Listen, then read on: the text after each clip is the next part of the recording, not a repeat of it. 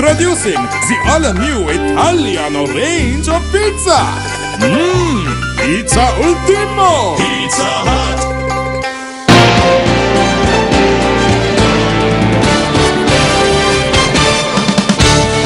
அனைவருக்கும் இனிய காலை வணக்கம்.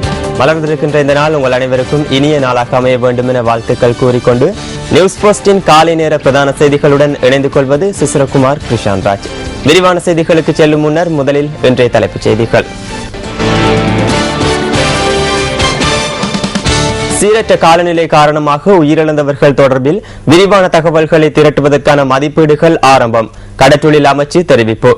ஒப்பந்தக்காரர்களின் நிர்மாண பணிகள் தாமதமடைவதன் காரணமாக சுகாதார சேவைகளில் பல்வேறு பிரச்சினைகள் தோன்றியுள்ளதாக தகவல். துருக்கியில் சர்ச்சைக்குரிய பூங்கா ஒன்றின் அபிவிருத்தி திட்டம் தொடர்பில் மக்கள் வாக்கெடுப்பு நடத்துவதற்கான யோசனையை அந்நாட்டின் ஆளும் கட்சி முன்வைத்துள்ளது.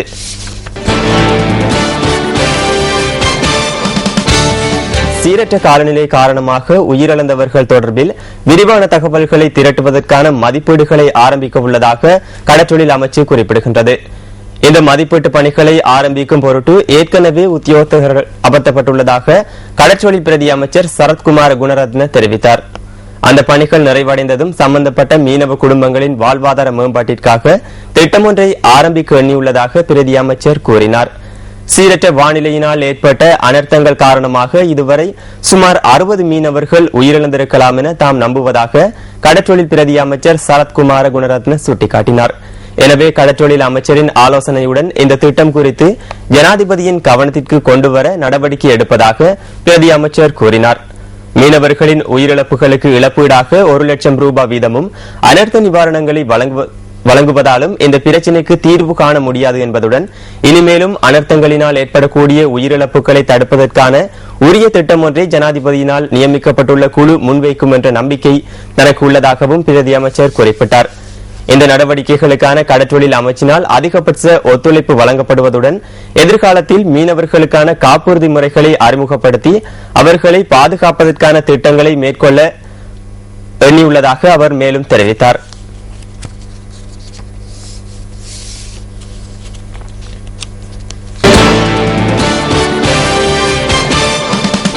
ஒப்பந்தக்காரர்களின் நிர்மாண பணிகள் தாமதமடைவதன் காரணமாக சுகாதார சேவைகளில் பல்வேறு பிரச்சினைகள் தோன்றியுள்ளதாக தெரிவிக்கப்பட்டுள்ளது.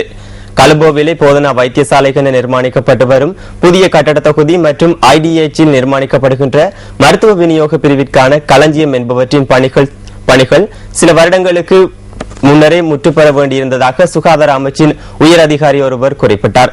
இந்த 2 கட்டடங்களின் நிர்மாண பணிகளையும் ஒரே ஒப்பந்தக்காரர் பொறுப்பேற்றுள்ளதுடன் 4 வருடங்களுக்கு முன்னரே அவற்றின் நிர்மாண பணிகள் நிறைவடைய வேண்டியிருந்ததாக தெரிய வந்துள்ளது. உரிய நேரத்தில் கட்டட நிர்மாண பணிகள் பூர்த்தி செய்யப்பட வேண்டும் என்ற நிபந்தனைக்கு அமைவாகவே பெரும்பாலான ஒப்பந்தங்கள் மேற்கொள்ளப்படுகின்றன. எனினும் அத்தகைய ஒப்பந்தக்காரர்களை கருப்பு பட்டியலில் சேர்க்காமல் தொழில்நுட்ப குழு ஒப்பங்களை அவர்களிடமே வழங்கியுள்ளதாக தெரிய வந்துள்ளதாக சுகாதார அமைச்சின் உயர் அதிகாரி குறிப்பிட்டார். இதன் காரணமாக திட்டமிட்டவாறு சுகாதார வசதிகளை வைத்தியசாலைகளில் ஏற்படுத்தும் நடவடிக்கைகள் தாமதமடைந்துள்ளதாகவும் சுட்டிக்காட்டப்பட்டுள்ளது.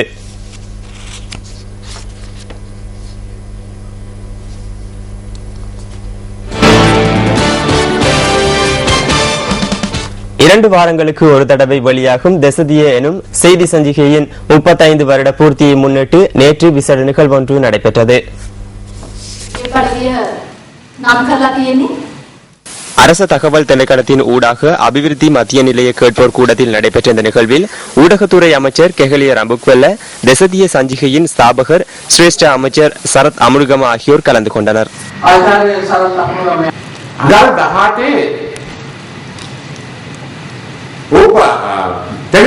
விமானத்தின் வர்த்தக வகுப்பினருக்கான பிரிவில் 18 அங்குல தொலைக்காட்சிகளை வழங்குவதாக விமான சேவை நிறுவனம் ஒன்று கூறுகின்ற போது 22 அங்குல தொலைக்காட்சியை வழங்குவதாக மற்றொரு பிரபல விமான சேவை நிறுவனம் குறிப்பிடுகின்றது. ஆனால் அனைத்து விமானங்களிலும் சஞ்சிகைகள் விநியோகிக்கப்படுகின்றன. பயண தூரத்துக்கேற்ப அவற்றை படிப்பதற்கு பழகியுள்ளனர். எழுத்து முறைமையும் தேவையும் மாறினாலும் சமூகத்திலிருந்து அவற்றை அழித்துவிட முடியாது என்பதை சாட்சிகளுடன் நிரூபிக்க முடியும். ක්‍රමවේදය සහ අවශ්‍යතාවයන් වෙනස් වුවත් එහි මකා දමන්නට එහෙම නැත්නම් ඒ ඉවත් වෙන්නට සමාජයෙන් හැකියාවක් නැහැ කියන එක සාක්ෂියතුව පෙන්වන්නට පුළුවන්.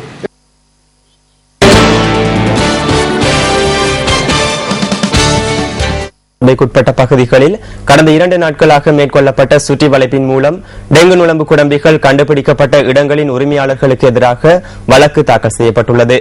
இவ்வாறான சூழலை வைத்திருந்த 120 பேருக்கு எதிராக வழக்கு தாக்கல் செய்யப்பட்டுள்ளது.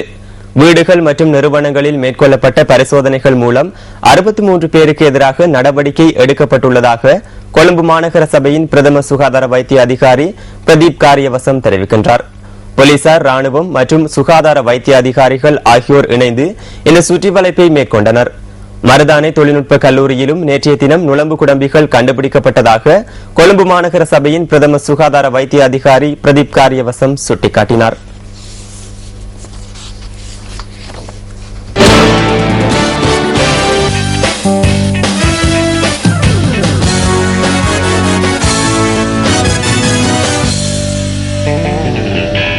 ஐசிசி சாம்பியன்ஸ் கிண்ண கிரிக்கெட் தொடரின் ஆஸ்திரேலியா மற்றும் நியூசிலாந்து அணிகளுக்கு இடையிலான போட்டி வெற்றி தோல்வியின்றி முடிவடைந்துள்ளது. மழை காரணமாக போட்டி தடைப்பட்டமையினால் இந்த நிலைமை ஏற்பட்டதுடன் இரு அணிகளுக்கும் புள்ளிகள் வழங்கப்பட்டுள்ளன. இந்த போட்டியில் முதலில் துடுப்படுத்தாடிய ஆஸ்திரேலியா 50 ஓவர்களில் 8 விக்கெட்டுகளை இழந்து 243 ஓட்டங்களை பெற்றது. ஆஸ்திரேலியா சார்பில் ஆடம் வாட்ச் 71 ஓட்டங்களை பெற்றுக் கொடுத்தார். நியூசிலாந்து அணி சார்பாக சிறப்பாக பந்து வீசிய மிச்சல் மேக்லன் 4 விக்கெட்டுகளை கைப்பற்றினார்.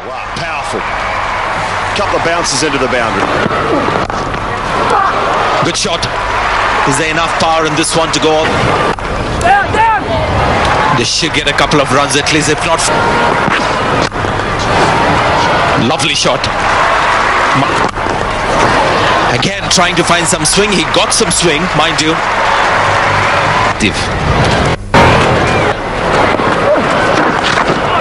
That's well played. Just nudged onside. It's gone very fine. No chance for short fine leg.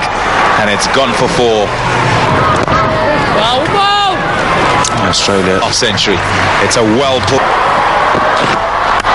பெர்மிங்ஹமில் நேற்று நடைபெற்ற இந்த போட்டியில் 244 ஓட்டங்கள் என்ற வெற்றி இலக்கை நோக்கி பதிலுக்கு துடுப்படுத்தாடிய நியூசிலாந்து மழையினால் ஆட்டம் தடைப்படும் போது 15 ஓவர்களில் 2 விக்கெட்டுகளை இழந்து 51 ஓட்டங்களை பெற்றது.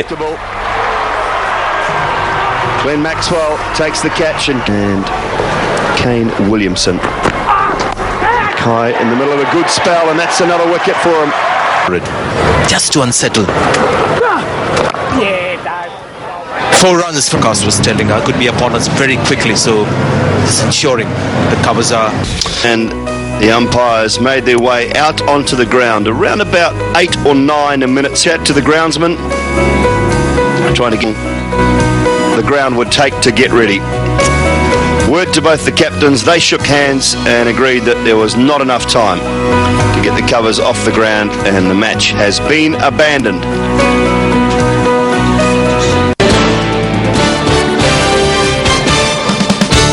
மத்திய வங்கி நேற்றைய தினம் வெளியிட்டிருந்த வெளிநாட்டு நாணய மாற்று விகிதங்களை சுமந்து வரும் பிஸ் ஃபர்ஸ்ட் தொகுப்பு அடுத்து.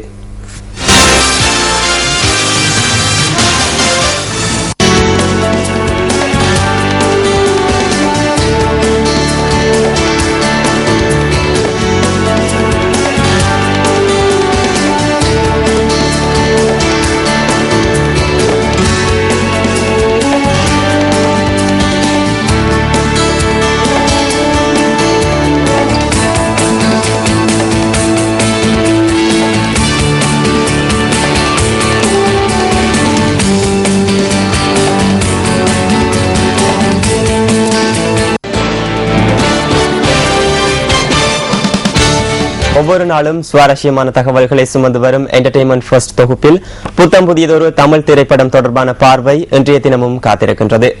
அம்பிகாபதி என்ற திரைப்படத்தின் சில காட்சிகள் அடுத்து.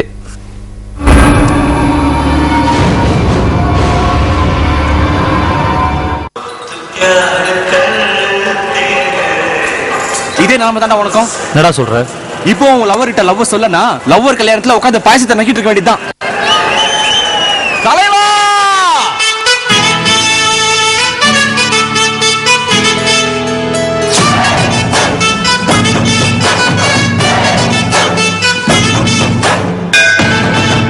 இந்த காசில பொண்ணுங்களுக்கு நம்மளை பிடிக்கணும்னா 2 வழி இருக்கு. ஒன்று கஷ்டப்பட்டு தவம் இருக்கணும். காலையிலேருந்து ராத்திரி வரைக்கும் பின்னாடியே சுற்றணும். ஸ்கூலுக்கு முன்னாடி வீட்டுக்கு முன்னாடி நிற்கணும். சைக்கிளில் ரிக்ஷாவில் ஷேர் ஆட்டோலன்னு பின்னாடியே சுற்றணும்.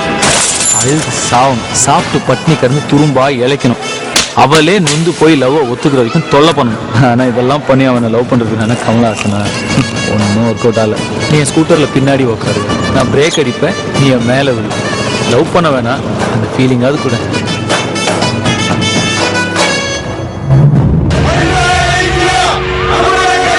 நான் எப்படியும் சிஎம் ஆயிடுவேன். அப்படியே தலையெழுத்து நல்லா இருந்தா ஒரு நாள் பிஎம் கூட ஆயிடுவேன். என்ன கல்யாணம் பண்ணா ஒளிமயமான எதிர்காலம் உனக்கு.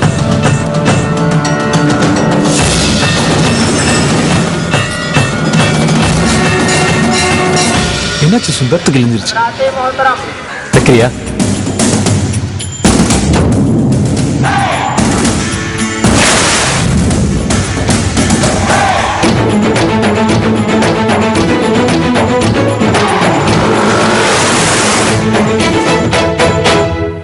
நம்மள மாதிரி பசங்களோட லவ் நாசம் பண்றதே இந்த டாக்டர்களும் இன்ஜினியர்களும் தான்டா. நீ ஒன்னும் ஃபீல் பண்ணாத மச்சான். மச்சான், இது நம்ம ஊர்.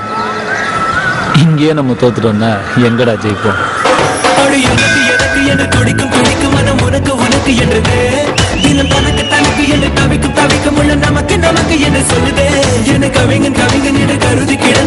இந்த பொண்ணுக்கு பேச்சு கேட்டு நம்ம எந்த காரியத்திலையும் இறங்கக்கூடாது.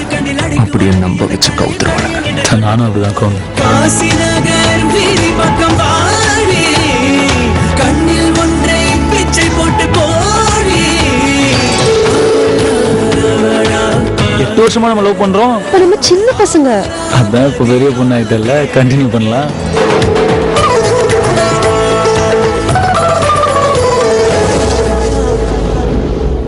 தம்பி ரிக்ஷா தம்பி, மேடம் கிட்ட காசு வாங்காத. அன்னி மாதிரி உனக்கு லூஸ் மாதிரி பேசாத. அதெல்லாம் ஒண்ணு இல்ல. forget me. you forget me. அம்மா